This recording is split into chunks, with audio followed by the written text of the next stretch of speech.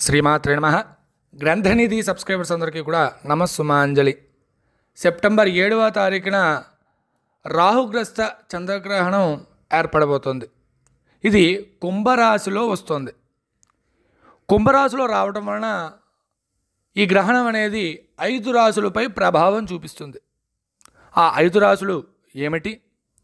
మిగిలిన 7 రాశులపై ప్రభావం ఏ విధంగా ఉండబోతోంది? గ్రహణ ప్రభావం అనేది అసలు ఎన్ని రోజులు ఉంటుంది? గ్రహణ సమయంలో జపం చేస్తే మంచిది అంటారు. అది ఎటువంటి ఫలితాన్ని ఇస్తుంది?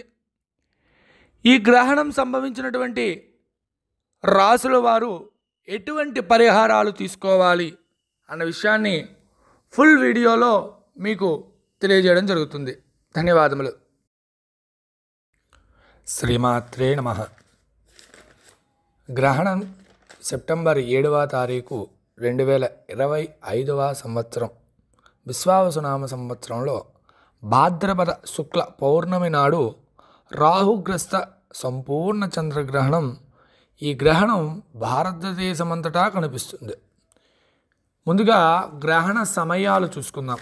గ్రహణం రాత్రి 9:56 ప్రారంభమై 1:26 పూర్తవుతున్నది. మొత్తం 3:30 పాటు గ్రహణం ఏర్పడుతున్నది. ఈ గ్రహణం ముఖ్యంగా కుంభరాశిలో పడుతుంది. అయితే ఈ 5 రాశులకి ప్రభావం చూపిస్తుంది.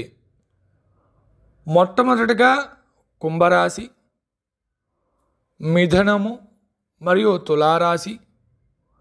ఈ మిథున తులారాశుల వారు కోణరాశులుగా చూసుకుంటే, ముందు వెనక అనగా మకర రాశి మరియు మీనరాశి వారికి ప్రధానంగా జాగ్రత్తలు తీసుకోవాల్సినటువంటి అవసరం ఉంటుంది. ఈ గ్రహణ ప్రభావం రాహువు మరియు చంద్రుడు యొక్క కలయిక వలన ఏర్పడుతున్నది. ఇది 40 రోజుల కాలం పాటు ప్రభావం చూపిస్తుంది. 12 రాశుల వారికి ఏ విధంగా ఉంటుందో తెలుసుకుందాం. మొట్టమొదటిగా మేషరాశి. మేషరాశి వారికి లాభస్థానంలో పడుతుంది కాబట్టి చాలా మంచిగా ఉంటుంది.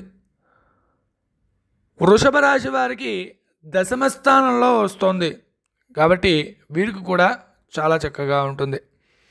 మిథున రాశి వారికి తండ్రి ఆరోగ్యము మరియు ట్రావెలింగ్ దూర ప్రాంతాలలో చేసేటువంటి సమయంలో జాగ్రత్తలు తీసుకోవడం అవసరం. కర్కాటక రాశి వారికి అష్టమ స్థానంలో పడుతుంది. వీరికి కూడా చాలా చక్కగా మంచిగా ఉంటుంది. సింహరాశి వారికి సప్తమంలో పడుతుంది. తర్వాత ఇదే సింహరాశి వారికి 15 రోజులలో సూర్యగ్రహణం కూడా ఏర్పడబోతోంది కాబట్టి వీరు ముఖ్యంగా పార్ట్నర్షిప్స్ వ్యవహారాల్లో కానీ, అలాగే జీవిత భాగస్వామి ఎంచుకునేటువంటి సమయంలో కానీ, లేదా జీవిత భాగస్వామి వారి యొక్క ఆరోగ్యం కూడా జాగ్రత్త తీసుకోవడం అవసరం. తర్వాత రాశి కన్యారాశి. వీరికి 6వ స్థానంలో ఏర్పడుతుంది. 6వ స్థానం అంటే చాలా మంచిది. శత్రు నాశనం కూడా జరుగుతుంది. తర్వాత రాశి తులారాశి. కుంభరాశి వారికి కోణరాశి. అలాగే పంచమ స్థానంలో ఉన్నటువంటి తులాలగ్నం వారు జాగ్రత్తగా ఉండడం అత్యంత ముఖ్యం. తర్వాత వచ్చేవారు వృశ్చిక రాశి. చతుర్థ భావంలో ఏర్పడుతుంది కాబట్టి తల్లి యొక్క ఆరోగ్యము జాగ్రత్తగా ఉండాలి.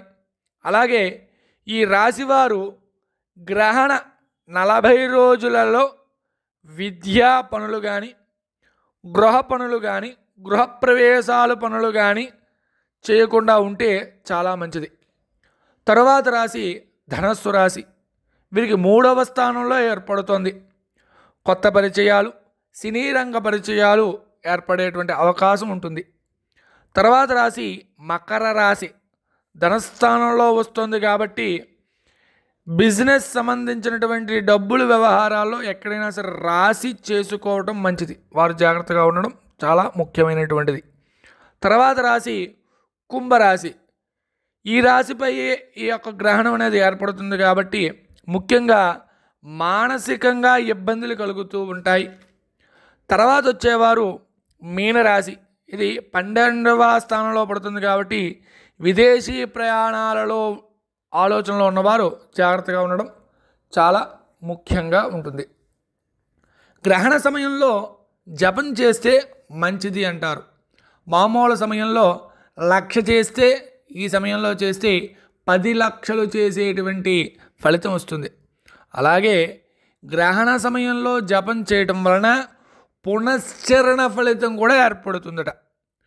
అలాగే ఈ యొక్క గ్రహణం వారు 5 రాసులు ఏదైతే ఏర్పడ్డాయో ఆ 5 రాసులు వారు ఎవరు అనగా కుంభము, మిథునము, తుల, మకర, మీనరాశి వారు. ముఖ్యంగా ఈ 5 రాసుల వారు పరిహారం ఏ విధంగా తీసుకోవాలి అంటే గ్రహణ అనంతరము మర్నాడు ఉదయము బియ్యము, మినుములు, నువ్వులు, రాగి లేదా ఇత్తడి గిన్నెలో ఒక నెయ్యి, 2 నాగపడగలతో ఉన్నటువంటి ప్రతిమలు, సూర్య చంద్ర ప్రతిమలను దానంగా దక్షిణాపూర్వకంగా దానం ఇస్తే గ్రహణ ప్రభావం అనేది తగ్గుతుంది.